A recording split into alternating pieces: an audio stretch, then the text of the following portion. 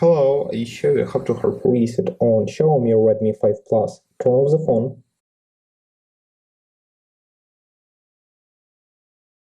Next, press and hold the power button and volume up key for a few seconds.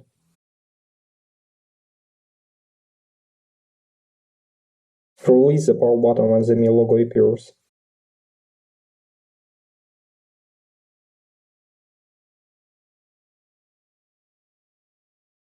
Now use volume key and power button to select Vape data, then choose Vape all data.